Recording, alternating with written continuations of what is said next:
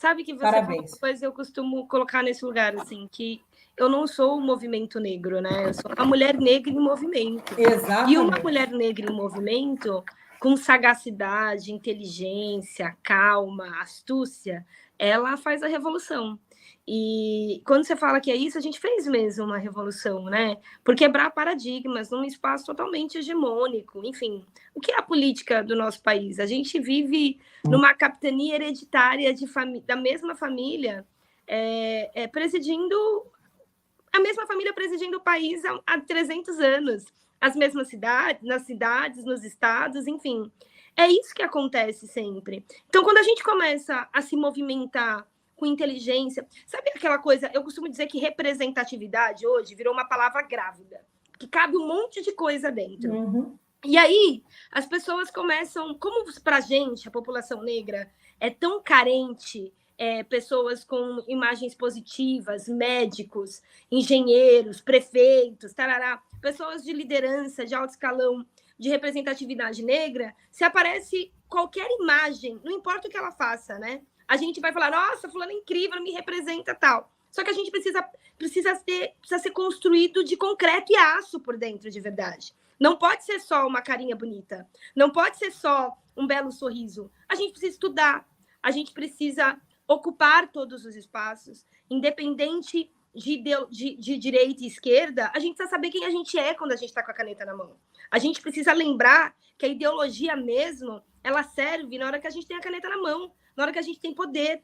Que é nessa hora que a gente muda a vida das pessoas. Que quando você olha no espelho, fala, se parece comigo. Esse é a grande sacada da representatividade. Então, a gente tem uma carência tão grande que a gente acabou elegendo pessoas para serem nossos representantes em diversas situações, desde a arte à política, sabe? Que depois a gente se frustra, que fala, poxa, eu esperava tanto dela porque é um cara preto, é uma mulher preta. E não, é porque a nossa carência é muito grande.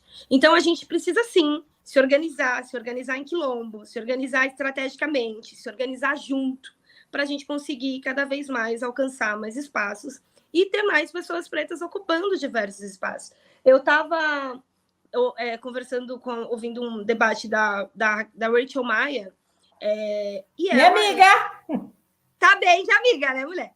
E ela é, assim, eu consigo eleger 3 mulheres negras que estão na posição dela no país.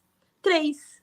Na cidade de São Paulo, nós temos 12 milhões de habitantes. Na cidade de São Paulo, a gente tem a maior economia, as maiores empresas estão aqui, as maiores fábricas estão aqui. Jura mesmo, Tati, que a gente não tem umas 50 mil mulher preta, uns 50 mil homens pretos aí para ocupar esses espaços?